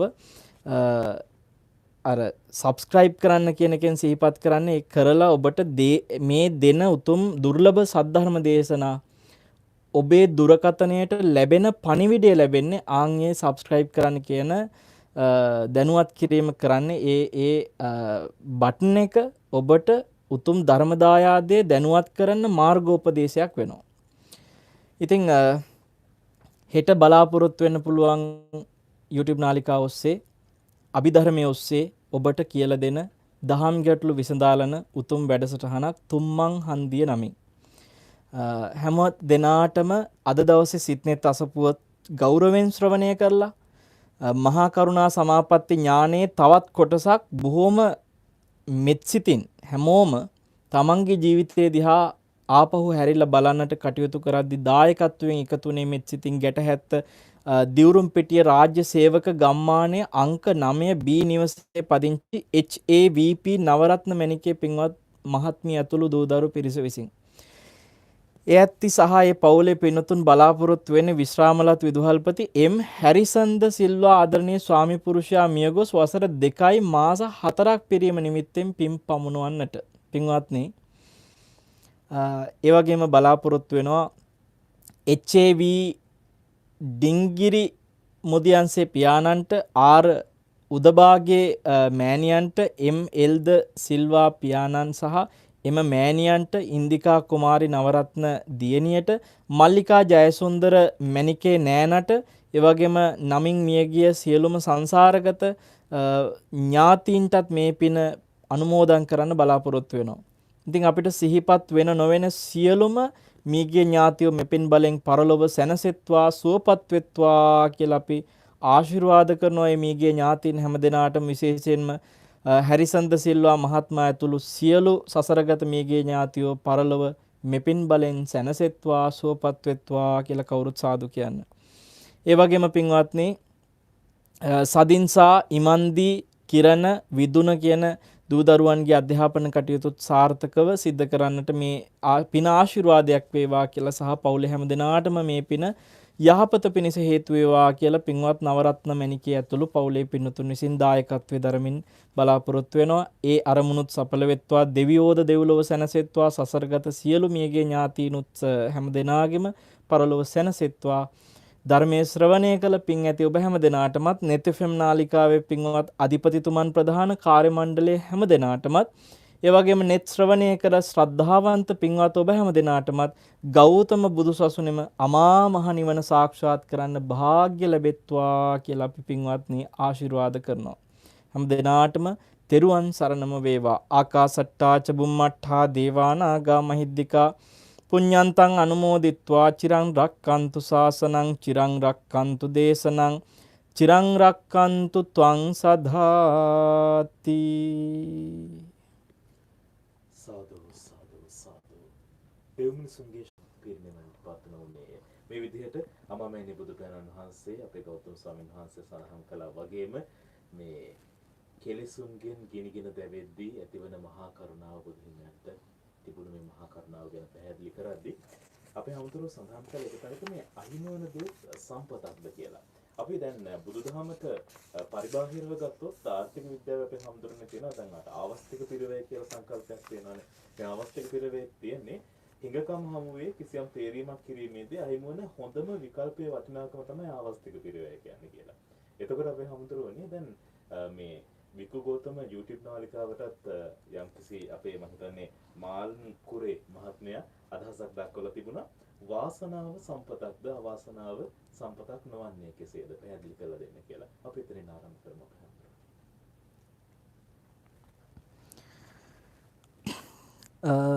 සමීර මේ ලෝකේ අපි කියන්නට ඕන දෙයක් තියෙනවා. සම්පතක් හැමතිස්සෙම මම ওই දේශනාවේ කාලේ ගොඩාක් එතෙන්ට ගත්තයි අඩුවෙන් ඇත්තටම මේ සම්පත් අතරේ භෝග සම්පත් දරු සම්පත් වගේ දේවල් මරණයත් එක්කම අහිමි වුණාට ශ්‍රද්ධා සම්පatti ඥාන සම්පatti වගේ දේවල් ඒවා අහිමි වෙන්නේ නැතුව රැක ගන්න පුළුවන්. ඔබ දන්නවා ඇති සමීර සමාජ ජාල වෙබ් අඩවිවල විශේෂයෙන් මුහුණු පොතේ එහෙම පුංචි දියණියකගේ වටිනා ධර්ම සාකච්ඡා කිහිපයක් යනවා බොහෝ දෙනා දැකලා ඇති. ඒ කියන්නේ විශේෂයෙන්ම මුහුණු පොතේ එහෙම භාවිතා කරන අය දකිනවා ඇති. ඒ චූටි දුව මේ සලායතන ලෝකය ගැන ස්කන්ධ ලෝකය ගැන පුදුම අවබෝධයකින් කතා කරනවා.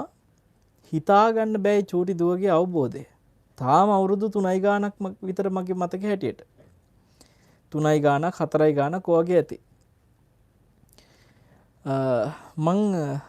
මට මතක විදිහට මේ දියණියගේ මේ වෙනකොට වීඩියෝස් 5ක් විතර අපි දැකලා තියෙනවා.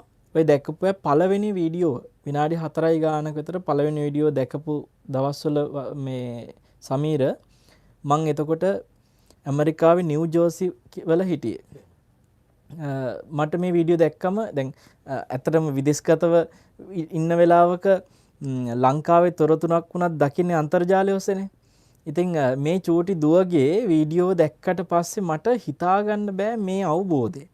විනාඩි 4ක විතර වීඩියෝවක් මම ඒ වෙලාවේ දැක්කේ ඉසිසෙල්ලම ඔය වීඩියෝව අරගෙන මම පැය 2යි ගානක දේශනයක් කළා ඒ පන්සලේ. මගේ මම වීඩියෝ එක හවස දැක්කේ රාත්‍රී දේශනයක් තියෙනවා. මං හිතාගත්තා මේ වීඩියෝ එකෙන් මම මේ දේශනය කරන්න ඕනේ. මං අර චූටි දරුවාගේ විනාඩි 4ක කියන කාරණා ටික පැය 2යි ගානක් තිස්සේ මිනිසුන්ට විස්තර කරලා දුන්නා. සමීර ඔබ හිතන්න දේශකයන් වහන්සේ නමකට මේ විදිහට විස්තර කරන්න අවස්ථාවක් ලැබෙන තරමට අර විනාඩි 4යි ගාන කොච්චර මේ ප්‍රබල ගොනු කිරීමක් ඇද්ද? මොන ගැඹුරක් ඇද්ද? අවුරුදු 3යි ගානක විතර දරුවෙකුට ওই වගේ දෙයක් කතා කරන්න තරම් ඥාන සම්පත්තිය කියන එක මේ සම්පත් අතරේ මේක මේ ජීවිතයේ උදා කරගත සම්පත්තියක් නෙමෙයිනේ එතකොට. එතකොට බලන්න පෙර ජීවිතේ දැන් ඇය ගිය ආත්මේ හෝ පෙර ජීවිතයක ඔය ඥාන සම්පත්තිය රැස් කරගන්නකොට එදා ඒ ජීවිතේදී ධර්මයේ ශ්‍රවණය කරලා ධර්ම සාකච්ඡා කරලා ඔය ඥාන සම්පත්තිය රැස් කරගන්නකොට සමීර ඒ ආත්මෙදී ඒ කෙනා සතුව අපි දන්නේ ඒ ආත්මෙදී මනුස්ස ලෝකෙද වෙන ලෝකයකද ඒක පුරුෂාත්මිකද කාන්තාත්මිකද අපි දන්නේ ඒ එදා ආත්මෙදී ඔය ඥාන සම්පත්තිය විතර නෙමෙයි භෝග සම්පatti දරු සම්පatti ඕවා තියෙන්නේ නැතිනේ. හරිද? දැන් එතකොට අද ලෝකයේ අද රටේ මිනිස්සු බැලුවොත් එහෙම මේ ඥාන සම්පත්තිය ශ්‍රද්ධා සම්පත්තිය දියුරු කරගන්නකට වඩා අංක එක දීලා තියෙන මොන සම්පත්තිය රැස් කරගන්නද? භෞතික සම්පත්තිනේ. ඒ කියන්නේ භෝග සම්පatti, ওই දරු සම්පත්, මේ විවිධ ධන සම්පත් වලටනේ. එතකොට දැන් බලන්න ඔය චූටි දරුවට එදා ඒ ආත්මෙදී තීච්ච භෝග සම්පත් අද එකක්වත් එයා ගෙනල්ලා නැහැ. එදා ඒ ආත්මේ තියෙන්නේ නැති දරු සම්පත් සමහර විට ඒකක්වත් අද ගෙනල්ලා නැහැ. අද හැබැයි ඥාන සම්පත්තිය ගෙනල්ලා. අදටත් ඒක ප්‍රයෝජනවත් වෙනවා. මම කල්පනා කරේ මේ ලෝකයා අර ගෙනියන්න පුළුවන් සම්පත්තිය වෙනුවෙන් නෙමෙයි මේ මහන්සි වෙන්නේ විපත්තියක් වෙනුවෙන්. ඉතින් වාසනා සම්පත්තිය කියලා කියනකොට මේ ලෝකයේ සම්පත් අතරේ වාසනා සම්පත්තියක් නැහැ. දැන් මිනිස්සු වාසනා සම්පත්තිය කියන්නේ භෝග සම්පත් ලෝතරයක් ඇදෙනවා, නඩුවෙන් දිනනවා, ඔය වගේ වනේ විභාගෙන් පාස් වෙනවා. මහා වාසනාව කියලා. ඇත්තටම මම නම් දකින්නේ තමන්ට නූපන් ඥානයක් උපද්ද ගන්න පුළුවන් නම් මේ ධර්මඥානය හෝ වේවා තමන් අහලා නැති දහම් කරුණක් අවබෝධ කරන්න තමන්ට පුළුවන් නම් එක දවසට චුට්ට හරි. මොකද මේ ජීවිතේ තව කොච්චර කාලයකට අවශ්‍ය තියෙනවද අපි කොහොමද දන්නේ? එක දවසක් මග හරින්න එපා. මම සමීර වයස අවුරුදු 15 වෙදි මේ ත්‍රිපිටකය කියවන්න ගත්තේ. එතකොට මම මේ මහාන වෙනකොට සූත්‍ර පිටකයේ සැලකිය යුතු බොහෝමයක් කියවලා ඉවරයි. මහාන වෙනකොටම ගිහි කාලෙම. එතකොට අදටත් මම කියවනවා. අදටත් විමසනවා. අදටත් සාකච්ඡා කරනවා. තවමත් භාවනා කරන මානසිකාරකින් ධර්ම මානසිකාරකින් විමසන්න විවිධ අවස්ථාවල උත්සාහ කරන ස්වාමීන් වහන්සේලා මේ රටේ කොතෙකුත් ඉන්නවා මේ දේශන පුදුම ගෞරවයෙන් විමසෙවස. ගිහි ඇත්තන්ටත් දැන් අවස්ථාව නැතුව නෙමෙයිනේ. ඇති තරම් අවස්ථාව තියෙනවා. එකම දේ තමයි මේ ධර්ම කරුණු විමස ශ්‍රවණය කරන්න කාට හරි ඕන්නම් කාට හරි අවශ්‍ය නම් ඒකට දැන් අද නිවැරදි මාවත් සහ විනාශකාරී ධර්මයේ විකෘති කරන මාවත් හැම එකම සුලභ වෙලා තියෙන්නේ. ඒ කියන්නේ ධර්මයක් සුලභ වෙලා සමීර අධර්මෙත් සුලභ වෙලා. Tamanට පින තියෙනවා නම් නිවැරදි ධර්මයේ සොයා ගන්න වාසනාව ලැබෙයි. එතකොට දැන් මම ඔය චූටි දුවගේ ශ්‍රද්ධා සම්පatti සහ ඥාන සම්පatti මේ ජීවිතයට අරගෙන ආපු හැටි දැක්කට පස්සේ මම කල්පනා කරේ බුදුරජාණන් වහන්සේ වදාළ දේශනයක් තියෙනවා සෝතානුදත සූත්‍රය කියලා. ඔය සෝතානුදත සූත්‍රයේ බුදුරජාණන් වහන්සේ පෙන්නනවා මනුස්ස ලෝකේ ඉන්න කෙනෙක් දෙවියන් අතරට ගියත් ඒ ධර්ම නැවත සිහි වෙන ආකාරය. මේ ධර්මයේ මේ විදිහට යලි යලිත් මතක් වෙනවා. බුදුරජාණන් වහන්සේගේ අහන ධර්මයේ කවදාක්වත් අනිත් බාහිර විෂයන් වගේ නෙමෙයි සමීර. අවසරයි ප්‍රමුඛතුමනි දැන් ඒ කියන්නේ අපි දන්නවා සෝවාන් මාර්ගයේ සිට අරහත් ඵලයේ දක්වා මේ යන ගමනේදී යම්කිසි කෙනෙක් සෝවාන් මාර්ගයට පිවිසලා ඔහු මරණයටපත් වෙනවා. ඔහු ඒ මරණයටපත් වෙලා ඊළඟ භවයේ උපත ලැබුවාම එතනින් එහාටද අපි හැමදෙරම එතකොට ඔහු අවබෝධ කරගන්න වෙන්නේ. ඇත්තටම අපි මෙතෙන්දී සමීර මේ සෝතාපන්න ශ්‍රාවකේ දැන් ඔය චූටි දියණිය ගැන මම ඇත්තටම මෙහෙම දෙයක් විශ්වාස කරනවා. පුංචි දුවෙක් හැටියට මෙයාට මේ තියෙන අවබෝධය දිහා බලද්දි මට හිතෙනවා ජාත සෝතාපන්න උපදින කෙනෙක් කියන්නේ එයා පෙර ජීවිතයක සෝතාපන්න ඵලයට පත්වෙච්ච කෙනෙක් මේ ජීවිතේ ඒ සෝවාන් ඵලෙ පිරෙන්නේ නැහනේ. සෝතාපට්ටි ශ්‍රාවකයෙක් විදිහට තමයි උපදින ආත්ම 7ක් යනකම් උපදිනවනේ. ඉතින් ඒ නිසා සෝතාපන්න ශ්‍රාවකෙක් මේ මනුස්ස ලෝකෙට ආවොත් එයා මේ පෙර ඒ ඥාන සම්පත්තිය කිසිම අහිමිවීමකින් තොරවම ඒ අවබෝධය තුලම සමීර මේ ජීවිතෙත් උපත ලැබලා ඒ එතනින් එහාට මාර්ගය දියුණු කරනවා. කියන්නේ සකදාගාමීව මැරිච්ච කෙනා මේ ඊළඟ ජීවිතය තුල එයාට තවදුරටත් ඒ සකදාගාමී ඵලෙන් එහාට කළ යුතු කෘත්‍ය ටික තමයි ඉතුරු වෙලා තියෙන්නේ. සේක මාර්ගයේ එතනින් එහා ටික. අනාගාමීව සුද්ධාවාසෙ ගියපු කෙනාට එතනින් එහාට අරහත්ත්වයේ පිණිස කළ යුතු කෘත්‍ය ටික තමයි ඉතුරු වෙලා තියෙන්නේ. ඉතින් මම මේ පුංචි දියණිය ගැන කිව්වේ ඇයි දන්නවද? මීට පෙර දවසකත් මං සිත්නිත අසුපේදී කිව්වා ඒ චූටි දුව ගැන. කියලා මම ඉල්ලීමක් කරා කවුරු හරි මේ රටේ මේ දුව ගැන දන්න කෙනෙක් ඉන්නවා නම් මට කියන්න කියලා. කෝල් එකක් ආවා. තාත්තා කියලාම කතා කරේ. බලනකොට ඒ දුවගේ අල්ලපු ගෙදර මේ පිරිසක් අපේ සිත්නිත අසුපු අහලා ටක් ගාලා කතා කරලා කියලා අන්න ඔයාගේ දුව ගැන හාමුදුරුවෝ කිව්වා කියලා. පස්සේ හොයලා බලනකොට අනේ ඒ දුව නෙමෙයි. මේ වෙන මේ සාමාන්‍ය කාරණා ටිකක් කතා කරපු දක්ෂ දුවෙක් හැබැයි මේ මං බලාපොරොත්තු වෙච්ච දුව නෙමෙයි. ඉතින් සලායතන ලෝකේ ගැන ස්කන්ධ ලෝකේ ගැන බොහොම ගැඹුරින් කතා කරන දියණිය ගැන දන්නා කවුරු හරි කෙනෙක් රටේ ඇති. ඉතින් ආයෙත් අදත් ආරාධනා කරනවා. සමහරව මේ වෙලාවේ බිකු ගෞතම YouTube නාලිකාවටත් ඉල්ලීම් කරලා එවලා තියෙනවා. ඒ දියණියගේ ඒ වීඩියෝ පට මේ දැන් මේ කිව්වට පස්සේ ඉසිසෙලා හිච්ච අය වෙන්නේ නැති ඕන් කවදාකවත් දැකපු නැති අය වෙන්නේ නැති අනේ අපිටත් අහන්න ආසයි කියලා. ඇත්තටම එවැනි පින්වන්ත දරුවෙකුට කරදර කරන්න ඒ දරුවා හොය යන්න නෙමෙයි අපි අවශ්‍ය වෙන්නේ. ඒ දෙන වටින දහම් කරුණා තියෙනවා නේ දහම් පණිවිඩය ගන්න. ඇත්තටම මම හිතුවා අර ඒ පුංචි දරුවෙක් පුංචි වයසක ඒ විදිහට කතා කරනකොට වැඩිහිටියන්ට ලැජ්ජ හිතෙනවානේ. අපි මොනවද දන්නේ කියලා.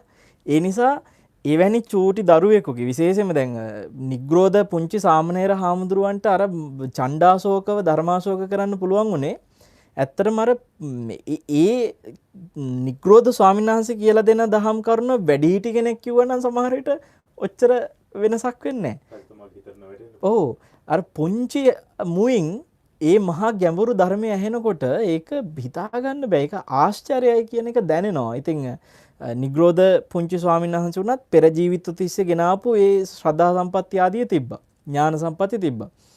ඉතින් මම ආයෙත් ඉල්ලීමක් කරනවා ඒ චූටි දියණිය හඳුනා ගන්නට ඉඩක් අපිට කොයි වෙලේ හරි ලැබුණොත් මොකද මේ මොකක් හරි හේතුවකට තවමත් අපිට අවස්ථාව ලැබුණේ නැහැ හොයාගන්න. ලැබුණොත් මම කැමති මේ ඇත්තටම මේ ඇයගේ ඥානය හරිහැටි හඳුනන ස්වාමීන් වහන්සේලා ඇය එක්ක සාකච්ඡා කරනවා නම් ඒ ඥානය තව ඇයට දියුණු කරගන්න පුළුවන්. ඒ ඥානය දියුණු කරගන්න බැරි මොට කරන අය සාකච්ඡා කරනකොට ඇයට ඒක හානියක් නේ. ඒ නිසා එවැනි ස්වාමීන් වහන්සේලාගේ ඇසුරට ඒ තාත්තලා වුණත් ඒ දරුවෝ යොමු කරන්න ඕනේ. බොහොම විනයානුකූලව මේ ස්වාමීන් වහන්සේලාගේ ඇසුරෙහි කතා බහ කරන්න, ධර්ම සාකච්ඡා කරන්න ඉඩ හදලා දෙන්න ඕනේ. ඉතින් ඔබ හිතන්න පින්වත්නි, ඔබටත් හොඳම ලෝකේ තියෙන වාසනා සම්පත්තිය තමයි මේ කොයි වෙලේ හරි හුස්ම ටික ගියොත්. මම හැමතිස්සෙම හිතන දෙයක් තමයි සමීර, අද කොච්චර ධර්මඥාණයෙන් අපි කතා කළත් මේ අපිට දේශන කියවන්න, මේ ධර්මයේ ශ්‍රවණය කරන්න මොන අවස්ථාව තිබ්බත් සමීර, දැන් එක එක්කෙනාට බලන්නකො එකපාරට කෝම හැදෙනවා. උන් හිටිතෙන් දන්නේ නැහැ නේද? සමහරුන්ගේ ස්නායු දුර්වල වෙනවා. සමහරු කියන්නේ දෘශ්‍යාබාධිත වෙනවා, ශ්‍රව්‍යාබාධිත වෙනවා. පහුගිය පෙබරවාරි මාසයේ අපි කවුරුත් හිතුවේ නැහැ මේ කොරෝනා නිසා ලක්ෂ ගණනක් ලෝකෙ නැතිව දැයි කියලා පාටට. කොච්චර කොපමණ ප්‍රමාණයක්. ඉතින් එක එක ආකාරයෙන් අපි හිතන්නේ නැති විවිධ ලෙඩ රෝග නිසා මේ මිනිස් ජීවිත අහිමි වෙනවා. ඒ මං කියන්නේ මැරුණේ නැතත් ජීවත් වෙද්දිම කන් ඇහෙන්නේ නැතුව, ඇස් පේන්නේ නැතුව ලෝකෙ කියන්නේ කවුද දන්නේ මොනවා හරි දෙයකට ක්ෂණිකවම තමන්ගේ තියෙන මේ හිතීමේ කියන්නේ ඔබ හිතන්නකෝ කන් දෙකයි ඇස් දෙකයි පේන එක ඇහෙන එක නැති වුණා නම් මේ සියුම් ස්නායුත් එක්ක තියෙන දේවල්නේ. මොකක් හරි කම්පනයක් නිසා හෝ මොන හරි අනතුරක් නිසා හෝ ඇස් දෙකයි කන් දෙකයි පේන ඇහෙන එක නැති වුණා කියමුකෝ. දැන් එතනින් එහාට සමීර ඔබට ධර්මඥානයක් තවදුරටත් දියුණු කරගන්න, ධර්ම මානසිකාරයට තව දහම් කරුණු එකතු කරගන්න ක්‍රමවේදයක් තියනවාද ඔබට? ඇස් දෙක පේන්නෙත් නැහැ, කන් දෙක ඇහෙන්නෙත් නැහැ.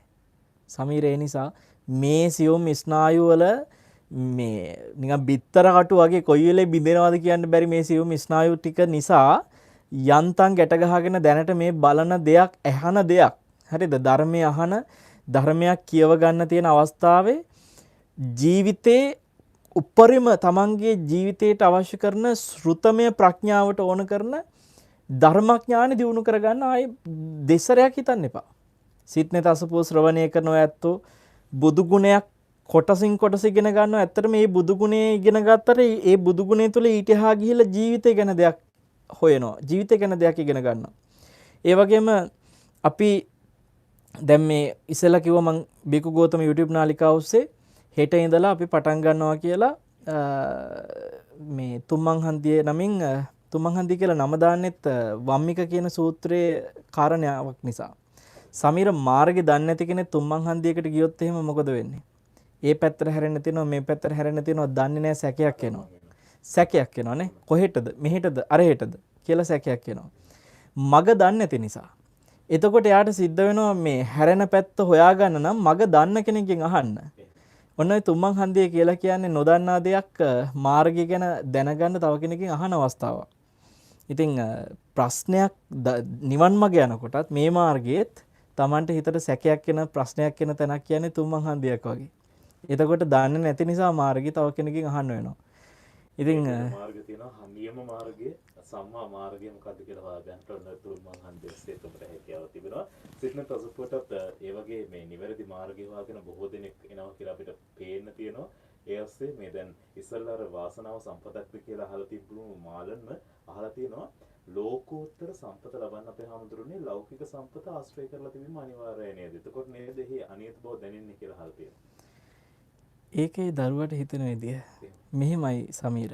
සමහර අය මේ අර්ථකථනය කරනවා සිද්ධාර්ථයන් ගිහි ගෙදර සැප සම්පත් සියල්ල වින්දා. ඔහු ඒ උත්තමයා මේ රම්‍ය සුරම්‍ය සුබ මාලිගාවල සැප වින්දා. යසෝදරායක විවාහ වුණා, දරුවෝ හැදුවා. ඒ විඳලා ආපු හින්දා තමයි මේ ජීවිතය අවබෝධ ලැබුවේ කියලා. ඒක ඉතින් බුදුරජාණන් වහන්සේ ඒක අනුමත කරනවා නම් හරිද? දැන් ඔය කියන කතාව සාධාරණය කරගන්න නේ, තමන්ගේ කම්සැප විඳිල්ල සාධාරණය කරගන්න සමහරවිට ඔය කියන්නේ. ඕක අනුමත කරනවා නම් උන්වහන්සේ රාහුල කුමාරයව මහාන කරන්නේ නැහැ. මහාන කරන්නේ නන්දහාඳුරන්ව මහාන කරන්නේ නන්ද කුමාරයව. අර දායද ඉල්ලගෙන අපු වෙලාවෙ වෙන දායද දෙන්න තිබ්බා අපේ. කියනවා රාහුල, ඔබටත් මම ඉන්න මේ මා ලබාගත් උතුම් අවබෝධය ලබා ගන්න ඉස්සෙල්ලා ඔබත් මං වගේ කසාද බැඳලා ඉන්න කියලා. ඉතින් හිතන්න, රාහුල හාමුදුරුව මතක් කරගන්නකෝ. පුංචි වයසේ පුංචි දරුවෙක් ධර්මයේ තුල, ධර්මාවබෝධය තුලට ආවේ ගිහි ගෙදර පස්කම් සැප විඳලා ගිහි ගෙදර අත්දැකීම් ටික ලබලා ඒ තුලින් පරිණත වෙලා අවබෝධය ලබාගෙන නම් ඉතින් එහෙනම් මේ පස්කම් සැප විඳින හැමෝම රහත් වෙන්න ඕනේ. ඇයි ඉතින් දැන් ලබලා තියෙන අත්දැකීම් වල හැටියට ඉතින් ඒකෙදි කියන්න තියෙන ඕක සාපේක්ෂ කාරණයක්. පස්කම් සැප ලැබූ කෙනෙක් වුණත් එයාට ත්‍රි හේතුක පටිසන්ධි ඇතුව ඉපදිලා ඉන්න පුණ්‍යවන්තයෝ ඉන්නවා. මේ එයා ධර්මය අවබෝධ කරන්න අවශ්‍ය කරන මාර්ගය තේරුම් ගන්න පුළුවන් පස්කම් සැප වින්දද නැද්ද අදාළ නැහැ. නොවින්ද ඒ කියන්නේ සමහරට පුංචි වයසේ මහාන වෙන හෝ ඒවා ධර්මයට යොමු වෙන සමහරව ඉන්නවා මේ දැන් අපි දන්නවා අනගාരിക ධර්මපාලතුමා වුණත් විවාහ වුණේ නැහනේ. අනගාരികවන හිටියේ. ඉතින් ඒ උන්වහන්සේලා පැවිදි ජීවිතයටත් අවසානයේපත් වෙනවා මේ සසරේ බෝධිසත්ව ගුණෝපේත චරිත. ඉතින් ගිහි ගෙදර තියෙන කාමයේ ඔක්කොම විඳලා ඒවා අත්දැකීම් බලලා තමයි මේකේ නිස්සරණ අවබෝධය ලබන්න ඕනේ කියලා කියන කට්ටියක් දැන් හැදිලා තියෙනවා. ඒ නිසා තමයි මේ කියන්නේ. ඒ කියන්නේ සමහර වෙලාවට ක්ලබ් ගානේ ගිහිල්ලා හැමදේම කරලා මහාන වෙච්ච ස්වාමීන් වහන්සේලා සමහර වෙලාවට වර්තමානයේ කියන දෙයක් තමයි මම නම් ගිහි ගෙදර තියෙන කරන්න ඕන ඔක්කොම කරලා ඇවිල්ලා දැන් මෙතන ඒ නිසා දැන් මට නිස්සාරණයට ලේසි කියලා. ඔහොම කියපු එක්කෙනෙක් මටත් හම්බුණා හාමුදුරු කෙනෙක්. අන්න ආයිත් සිවුරු ඇරලා ගිහිල්ලා කියන්නේ මේකයි. ඒකෙන් කියන්නේ නෑ සමීර ගිහි ගෙදරදී තියෙන දේවල් විඳලා මෙතෙන්ට ආවම ආයෙ වැටෙනවා කියන්නේත් නෑ ස්ථිරව. මේ එකක්වත් ස්ථිරව කියන්නේ කොහොමද අපි? එක එක්කෙනාගේ ස්වභාවය එක එක විදිහයි. සාරිපුත්ත මොග්ගලාණන් වහන්සේලා ගත්තට පස්සේ උන්වහන්සේලා විවිධ නාට්‍ය නොයෙකුත් දේ තුල සැප විඳලා හොයලා මේකද සැපේ කෝකද සැපේ කියලා හොයලා තමයි අන්තිමට මේ නිස්සාරණ සැපේ හොයාගන්නේ. එක එක්කෙනාගේ චරිත එක එක වගේ. සමහර චරිත ඉන්නවා කසාද බැඳලා ආව. සමහර චරිත ඉන්නවා කසාද බඳින මග යන අතරේ දුවගෙන එනවා. දැන් මොනවද ඉතින් ලෝසක හාමුදුරුවෝ ගත්තොත් එහෙනම් කුණු ගොඩේ ඉඳලා තමයි ඒ කියන්නේ කුණු ගොඩේ කියන්නේ අම්මා නගර සෝබිනියා. ඉතින් ඇය මේ පුංචි දරුවව ගිහින් දානවා මේ හිඟමන යනත කුණු ගොඩකට. ඒ කුණු ගොඩේ හැදෙන. ඉතින් සාරිපුත්ත මහරහතන් වහන්සේ දානේ වළඳවල ඉන්න තැනක මේ සිඟමන යන පුංචි දරුවා බලාගෙන ඉන්නවා දැක්කා. ඊට පස්සේ දානේ ටිකක් දුන්නා. දානෙන් කොටසක් දුන්නා අර ළමයාට. ඒක පුදුම ආසාවෙන් රහ කර කනවා දැක්කා. සරියුත් මහරහතන් වහන්සේ මේ මහාන වෙන්න ආසද කියලා. හා කිව්වා. මහාන කළා. ගිහි ගෙදරදී මේ කුණු බක්කිය වල තියෙන කුණු කකා හිටපු හිඟමනේ කියපු දරුවෙක් මහාන වෙලා රහත් වෙනවා. එතකොට ගිහි ගෙදර මේ පස්කම් සැප විඳලා මෙතන නිස්සාරණයට ආව නෙමෙයි. ඉතින් ඒවා වර්තමානයේ ඇතම් කෙනාගේ සාධාරණී කර ගැනීම විවිධ දේවල් ඔස්සේ අනේක ඒක බැරදි මතවලට එන්න පුළුවන්. සමහර කෙනෙකුට මේක හිතෙන්න පුළුවන් මේ ධර්මයේ තුල තියෙන නිස්සරණේ අවබෝධ වෙන්න නම් එහෙනම් තියෙන හැමදේම විඳලා අත්හදා බලන්න ඕනේ කියලා. සමහර දිනවල තේරුම් දැන් අර දුම් බීලම් බලන්න ඕනේ. අන්න හරි. ඒකට මත්කුඩු අන්න ඒ සමහර කියනවා මේවා ඇත්ත තේරුම් ගන්න මේවා අත්හදා බලන්න ඕනේ. දැන් අපිට මේ සමහරව කියනවානේ ඇත්ත තේරුම් ගන්න ඒක අත්විඳින්න ඕන නම් එහෙනම් ඉතින් ඔබට පෙරේත ලෝකේ ඇත්ත තේරුම් ගන්න බැරි වෙනවා. මේ දැන් කලින් පෙරේත ලෝකේ හිටිය කියන එකවත් මතක නැහැනේ. ඉඳලා තියෙනවා අනන්ත අප්‍රමාණ මතක නැහැනේ. දැන් පෙරේත ආත්මයකට ගිහිල්ලා බලලා එන්න වෙනවා අත්හදා බලන්න. නිරේ මේකේ අපි කියමු එක දෙයක්. බුදුරජාණන් වහන්සේ වදාළ දේශන ටික හොයන්නකෝ අනම්මනම් තමන්ගේ හිතේ තියෙන හිතළු හොයින් නැතුව එච්චරයි කියන්න තියෙන කෙටියෙන්. හොඳයි අපි කෙටි විරාමයක් ලබා ගන්න නැවතත් සිත් නැත්නම් ධර්ම සාකච්ඡාව සමග